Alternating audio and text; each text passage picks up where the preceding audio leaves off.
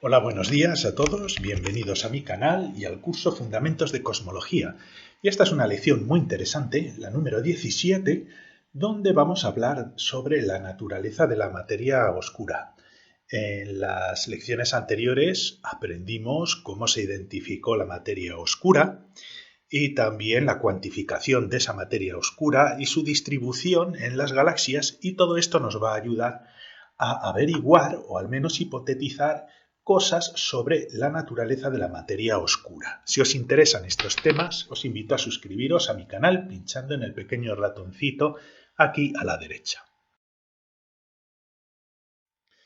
Bueno, pues vamos a comenzar este tema contrastando el comportamiento de la materia normal y corriente, de la materia bariónica, y la vamos a comparar con las supuestas partículas de materia oscura. Y una de las primeras cosas, una de las primeras diferencias, es que la materia normal y corriente, la materia bariónica, exhibe rozamiento. Es decir, ejerce gravitación porque tiene masa, pero también son objetos, entre comillas, sólidos, como todos vosotros sabéis, como estas rocas, que, bueno, pues chocan entre ellas, exhiben rozamientos y, debido a las fuerzas de atracción y a ese rozamiento y a esas colisiones, pues lo que puede suceder es que colapsa, como veremos aquí.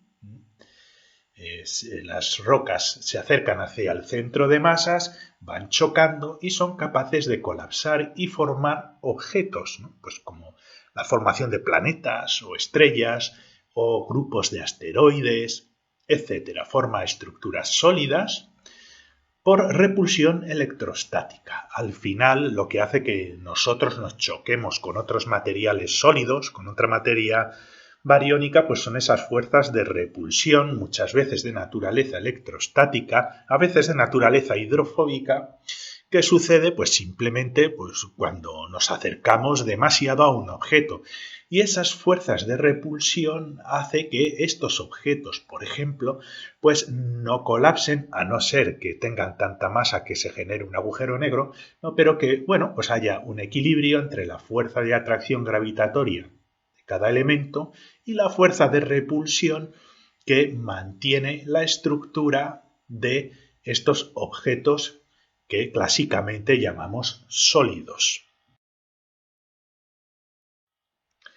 ¿Qué es lo que sucede si tenemos una fuente de luz? Pues tenemos aquí un sol, por ejemplo, que está emitiendo luz y nosotros pues estamos observando aquí, como es el ojo de Mordor, ¿no? Estamos aquí observando la luz pues de una estrella. Pues muy bien, si tenemos materia bariónica, objetos, asteroides, planetas, todo lo que queráis, que se interponen entre nuestra fuente de luz y nuestra observación, pues bueno, los rayos de luz van a poder llegar a nuestro ojo si no colisionan con estos objetos, con esta materia que hay aquí. Los rayos de luz que colisionan, pues quedan absorbidos y no son capaces de atravesarlos. Todo depende del material, evidentemente, pero de una manera algo simplificada. Lo que indica, esto es un indicativo de que la materia bariónica, la materia normal y corriente, interactúa con el electromagnetismo. Es decir, las ondas electromagnéticas, los fotones, a pesar de que ellos mismos no tienen masa, pero sí que interaccionan con la materia bariónica. Esta radiación se absorbe por los electrones en órbita, que después pueden volver a reemitir esos fotones o no, siendo la diferencia entre objetos opacos, translúcidos, transparentes, pero en general pues siempre hay un cierto grado de absorción de radiación electromagnética por la materia normal y corriente, que es esta. Es decir, la materia bariónica tiene gravitación, tiene masa, interactúa con el electromagnetismo y ejerce fuerzas de rozamiento, de repulsión, que hace que colapsen en objetos sólidos y concretos, ¿no? Como estos que hay aquí.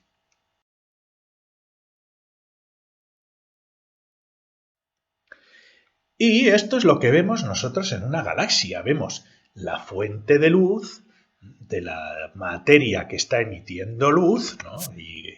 Y vemos a su vez pues ciertas estructuras, algunas luminosas que son estrellas y otras pues polvo cósmico, rocas, planetas, que lo que hacen es absorber la luz, un poquito de la galaxia, generando sombras, pero más o menos somos capaces de detectar esa materia pues porque hay una sombra, hay una absorción de esa luz y entonces podemos distinguir diferentes tipos de estructuras, algunas luminosas y otras pues más oscuras. Hay zonas que absorben la luz y nos queda, pues por ejemplo, estas zonas medio oscuras de los anillos de las galaxias. Y casi toda la materia, pues bueno, colapsa en el centro de la galaxia, generando en muchos casos incluso un agujero negro que podemos detectar también. Es decir, los agujeros negros los podemos detectar. ¿Por qué? Porque absorben luz. Entonces podemos detectar la materia que emite luz y también la materia que absorbe luz, porque es materia bariónica, la materia normal y corriente de las partículas del modelo estándar. Vale, pero ¿qué es lo que sucede, como vimos en las lecciones anteriores, si averiguamos que lo que vemos en una galaxia es únicamente una décima parte de toda la masa que vemos concentrada en la galaxia? No podemos explicar la cantidad de masa, los efectos gravitatorios asociados a una galaxia, solo teniendo en cuenta la masa que vemos o la masa que estimamos que absorbe la luz, ¿no? Pues imaginémonos esta galaxia y, como vimos en las lecciones anteriores, está rodeada por un cúmulo de algo que hemos denominado materia oscura. Pero claro, si tenemos esta situación, este modelo, y toda esta materia oscura está rodeando la materia luminosa, aquí tenemos un problema.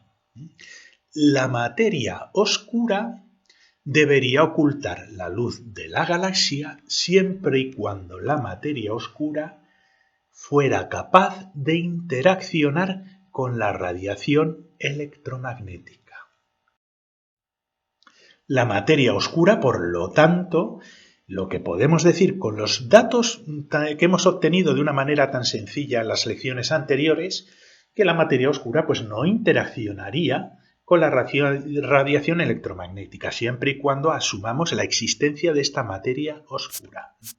Entonces tendríamos a nuestro Sol aquí, tendríamos aquí a nuestro ojo de Mordor y podemos poner una barrera hecha de materia oscura, de partículas de materia oscura, sean lo que sean. Pero estas partículas, a pesar de poseer masa, no interaccionan con la radiación electromagnética, son transparentes. Podríamos asociarlo a un tipo de materia transparente, donde permite la transmisión de la radiación electromagnética. No, tampoco sería excesivamente raro, pero lo que es raro es que no absorban en absoluto, a pesar de tener tanta materia, de ser algo posiblemente muy denso. Y tenemos que comenzar a olvidar la idea de asociar la masa con la solidez. La masa es una propiedad que tienen los objetos de interaccionar en un campo gravitatorio. ¿De acuerdo? Ya está, no tiene nada que ver con que una cosa sea sólida o no, o absorba la luz ultravioleta, el electromagnetismo o no, la solidez o no, viene dada por las interacciones de tipo electrostático o interacciones hidrofóbicas entre los objetos. O sea, no tiene nada que ver. La masa es una propiedad diferente, pero claro, tendemos a asociarla, la cosa muy pesada, con una cosa dura, ¿no? Y compacta.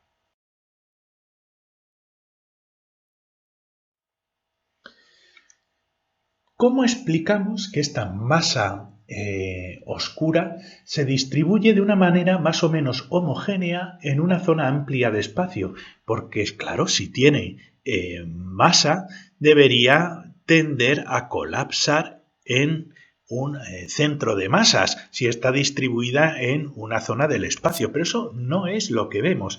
Vemos que esta masa oscura está rodeando a la masa galáctica, digamos así, que la masa galáctica sí que condensa en objetos concretos. Sin embargo, la masa oscura está distribuida homogéneamente, tiene masa, pero podríamos preguntarnos bien, ¿por qué esta partícula de materia oscura que está aquí no va atraída hacia el centro, hacia el propio centro de masas?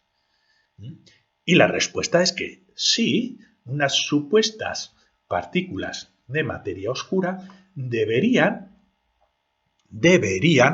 tampoco lo voy a asegurar, pero deberían atraerse hacia el centro de masas y en teoría podrían llegar a acumularse en el centro de masas de un objeto, pero veremos que esto no es posible si tienen otra propiedad que vamos a asignar a las partículas de materia oscura. Fijaos, esto es lo que sucede, o lo que se piensa que sucede. Como las partículas de materia oscura no interaccionan electrostáticamente y no muestran fricción, pueden atravesar cualquier objeto independientemente de la masa que tengan. ¿Y qué sucede si pueden atravesar cualquier cosa, si son como partículas fantasmas? Pues podemos fijarnos en una partícula de materia oscura como esta y como tiene gravitación, pues intenta ir al centro de gravedad, al centro de masas que tiene aquí y que podemos calcular en esta distribución de masa oscura. Pero bueno, la partícula va por aquí, llega al centro de masas y lo que hace es, como no hay nada que la frene, atraviesa el centro de masas, alcanza una velocidad terminal y después la gravitación hace que vuelva otra vez hacia el centro de masas. Como no hay nada que la frena, sale por aquí, con una velocidad, vuelve a ser atraída por la gravedad del centro de masas y va fluctuando. Cada partícula que vemos aquí van fluctuando como un oscilador. ¿De acuerdo? Entonces esa partícula realmente nunca podrá localizarse en una zona concreta simplemente porque no muestran fricción, no muestran interacción con la materia bariónica y muy probablemente no interaccionen entre ellas mismas. Son partículas fantasma, pues van y fluctúan, y como están distribuidas de esa manera, podemos asignar una zona del espacio donde vamos a tener a nuestra materia oscura confinada, aunque las partículas tengan un comportamiento pues de este estilo.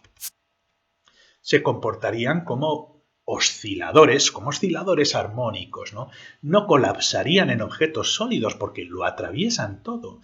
Pero claro, si salen por aquí, vuelven a traerse por allá y van haciendo pues un movimiento pues de ese estilo, ¿no? Este comportamiento implica que estas partículas tienen que tener una baja velocidad. ¿Por qué? Porque si estamos hablando de partículas con velocidades cercanas a la de la luz, por mucha masa que tengan y muy pesadas que tengan, no podrían escapar de la fuerza de atracción gravitatoria que ejercen ellas mismas. O sea, si esto va a la velocidad de la luz, se sale fuera y no volvería otra vez a la zona donde está distribuida, porque se escaparía. Entonces se cree que esta masa oscura exhibe una baja, vamos a decirlo así, una baja velocidad, y a este tipo de materia oscura se le llama materia oscura fría, cold dark matter, que como vosotros sabéis, forma parte del modelo estándar cosmológico LCDM, Lambda Cold Dark Matter, ¿vale? Pues por esta razón, básicamente porque esta materia oscura, sus constituyentes deberían ir a baja velocidad para tener ese comportamiento de una distribución en una zona del espacio sin que jamás logren escapar.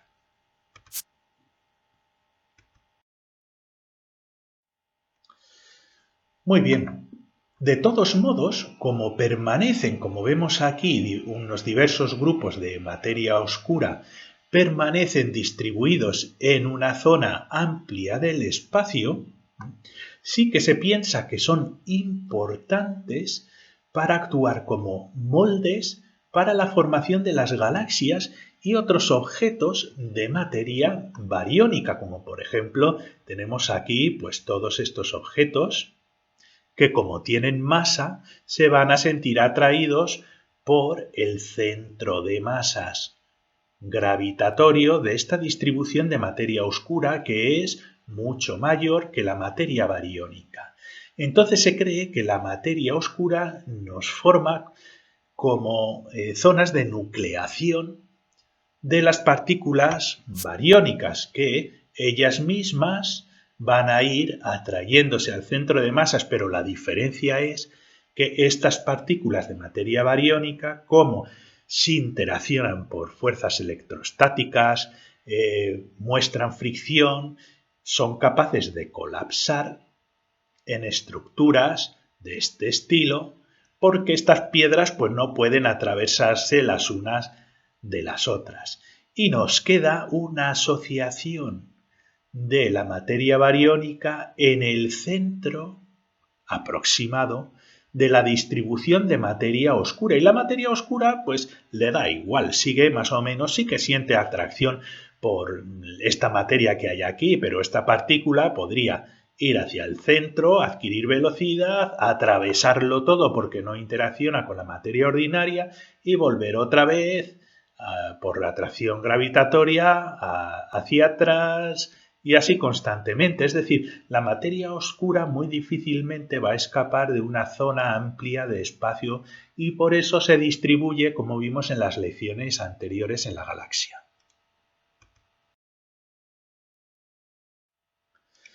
Estos son simulaciones que se hacen en los proyectos TNG, que los podéis encontrar, hay muchos trabajos publicados sobre el tema, donde se simula la formación de galaxias y clústeres, cúmulos de galaxias, y para ello es necesario introducir la materia oscura que se representa aquí como filamentos de tipo azul. Y después la materia bariónica, la formación de galaxias, estrellas, etcétera, etcétera, se formarían pues en estas zonas, fijaos, en estas especies de cuerdas formadas por materia oscura.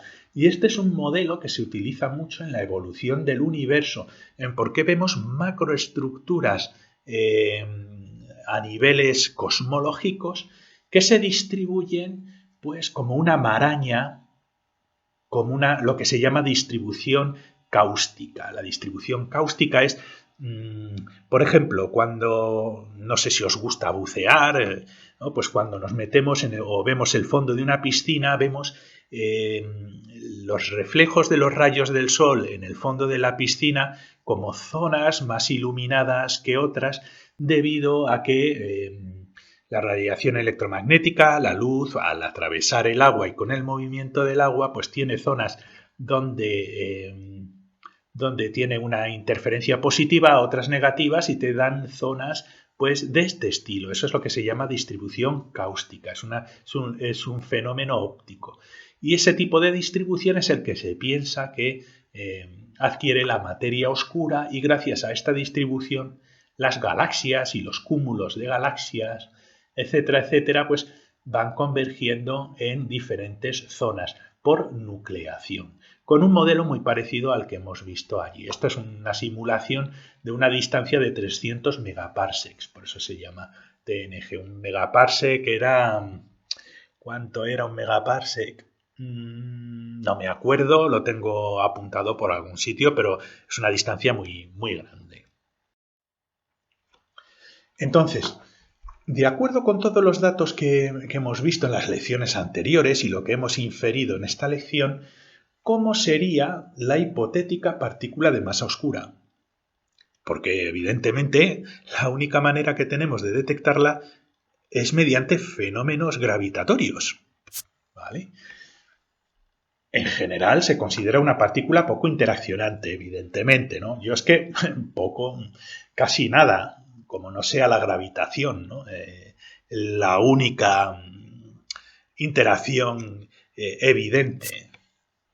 Posee masa, Otra cosa es cómo consigue la masa, ya que en el modelo estándar, como vosotros sabéis, las partículas con masa consiguen esa masa mediante una interacción con un campo cuántico, el campo de Higgs, y de todos modos esa adquisición de masa es un mecanismo, pero se supone que hay otros mecanismos donde las partículas podrían adquirir masas por mecanismos que no dependen del campo de Higgs y, por ejemplo, se piensa que hay partículas fundamentales que podrían adquirir la masa de Planck, que creo que son como unos 10 miligramos, una cosa de ese estilo.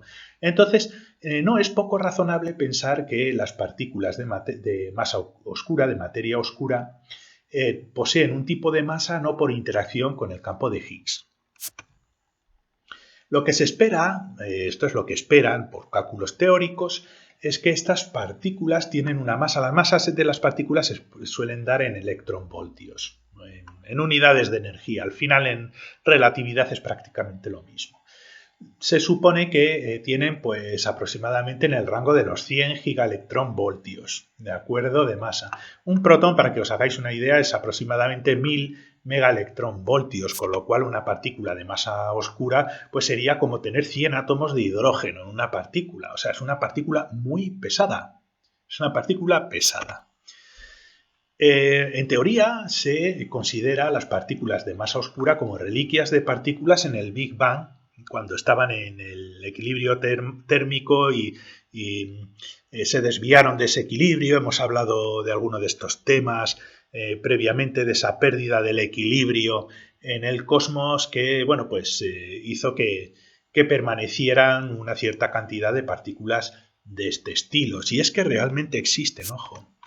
Y a las partículas de masa oscura se les han llamado WIMPs, de alfeñiques o pusilánimes, una cosa así, no sé quién se le ocurrió ponerle este nombre, ¿no?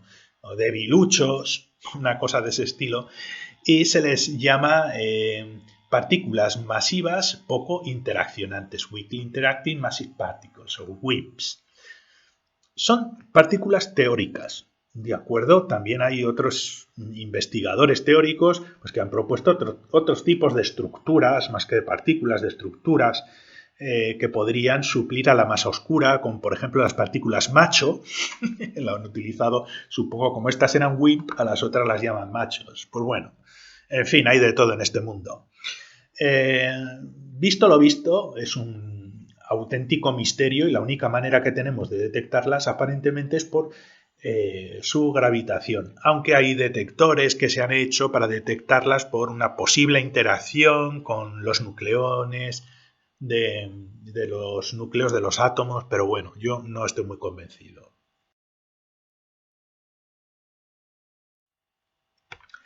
A favor de la existencia de masa oscura, pues hay mucha evidencia, de verdad, mucha evidencia. Yo creo que los físicos teóricos más o menos serios no descartan, creo que sí que aceptan la existencia de la masa oscura, aunque se puede modificar las teorías de gravitación de Newton y de Einstein para acomodar correcciones a la gravitación que no necesiten de la materia oscura. Sin embargo, el descubrimiento de ciertos fenómenos, como por ejemplo los cúmulos, como el cúmulo de Bala, el Ballet Cluster, que no es el único ejemplo, hay muchísimos que se distribuyen de la misma manera, ahora lo vamos a explicar con detalle, pues han hecho que se descarten muchos escenarios donde se modifican las ecuaciones de gravitación, para que lo tengáis en cuenta. Pues bueno, os voy a explicar un poquito el ejemplo este que es muy famoso, de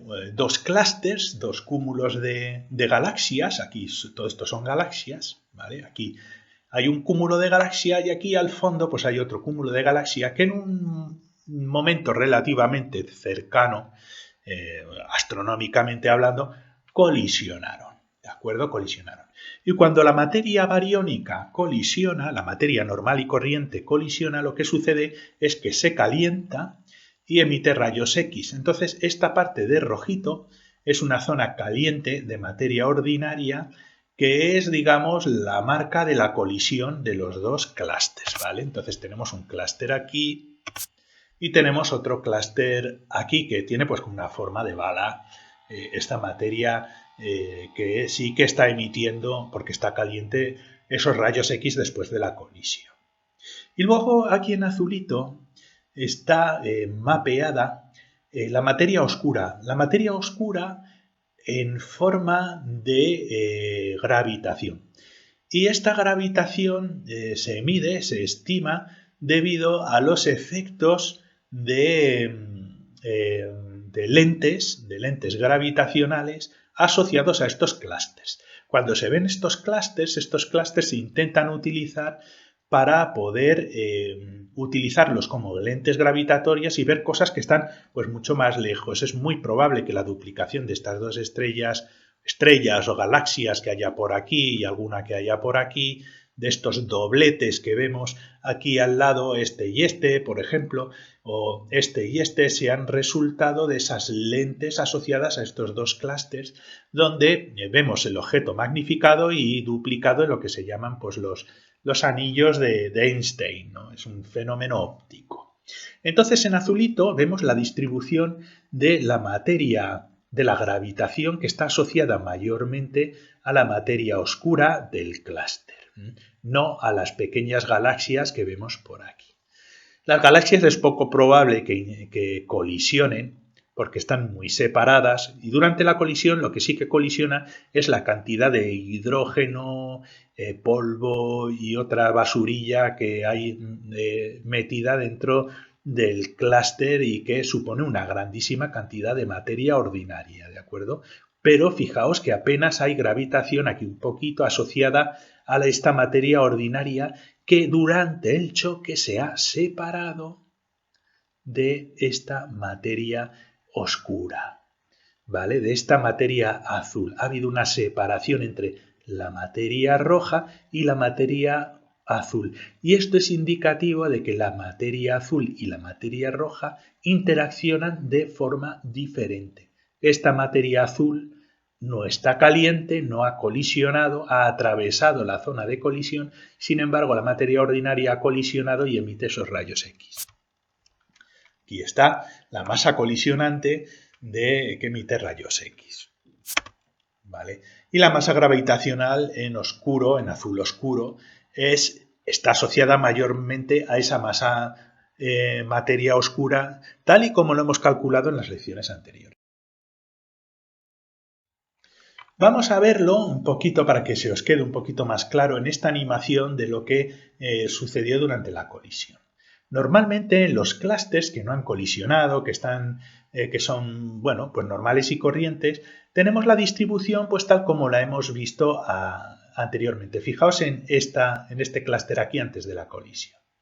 La distribución de ese clúster es de materia ordinaria en rojo en el centro, rodeada de esa materia oscura que forma como un capullo que lo rodea. Y eso es el clúster aquí que estaba quietecito. Y tenemos el otro clúster de galaxias que se estaba moviendo hacia la derecha y que tenía pues una distribución parecida. Mucha materia ordinaria en el centro y una envuelta en azulito de materia oscura, ¿no? Que tendríamos pues así. Aquí tenemos una de este que aquí y este que se está moviendo y que lo atraviesa pues estaría de esta manera. Entonces este clúster se mueve hacia aquí, ¿vale? Se acerca, colisiona y entonces entran en contacto tanto la materia oscura como la materia ordinaria en rojo. Pero ¿qué pasa? Aquí, como si fueran dos personas que se dirigen en sentido opuesto, la materia ordinaria, porque son bien sólidas, colisionan y se quedan en el centro, emitiendo rayos X, ¿vale? Pero se quedan en el centro debido a esa colisión, por la conservación de momento, ¿vale? ¿Pero qué le pasa a la materia oscura? La materia oscura le da igual. Entonces, la materia oscura de un clúster ha salido disparada hacia la derecha, la materia oscura del otro clúster ha salido disparado hacia la izquierda y obtenemos la distribución de la galaxia Bullet final como lo hemos visto en la diapositiva anterior y como aparece aquí justo en este momento. Y al final, pues estos clústeres se separarán. La materia ordinaria acabará pegándose a la materia oscura que hay aquí, y tanto en un clúster como en el otro, ¿no? Y al final tenemos una separación de la materia ordinaria en el centro caliente, de la materia oscura, fría, poco interaccionante, que lo atraviesa todo porque es como un fantasma, donde lo único que detectamos es la gravitación. Si veis que es muy bonita esta animación.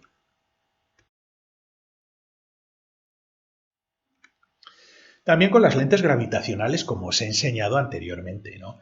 Pues tenemos unos clústeres y con esos clústeres pues podemos ver aquí las duplicaciones y triplicaciones en el anillo de Einstein, ese efecto de lente gravitatoria.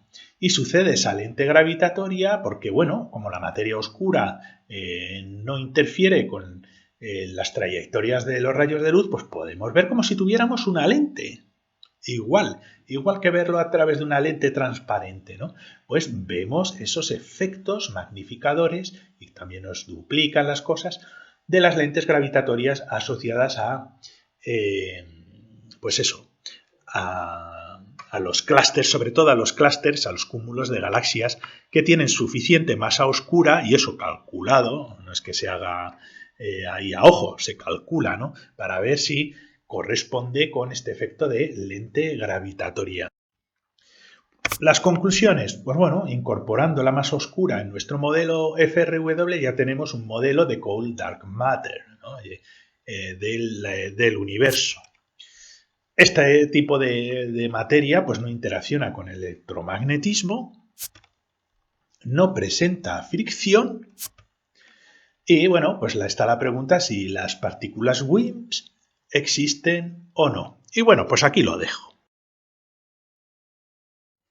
Pues muchas gracias por vuestra atención. Os invito a suscribiros a mi canal pinchando en el ratoncito si queréis recibir notificaciones cada vez que suba una lección nueva. Y también pues os dejo aquí el curso, bueno, el enlace al curso de cosmología en general. Y también os dejo un enlace a la lección anterior que creo que es fundamental para poder entender esta lección. Muchísimas gracias y hasta la próxima.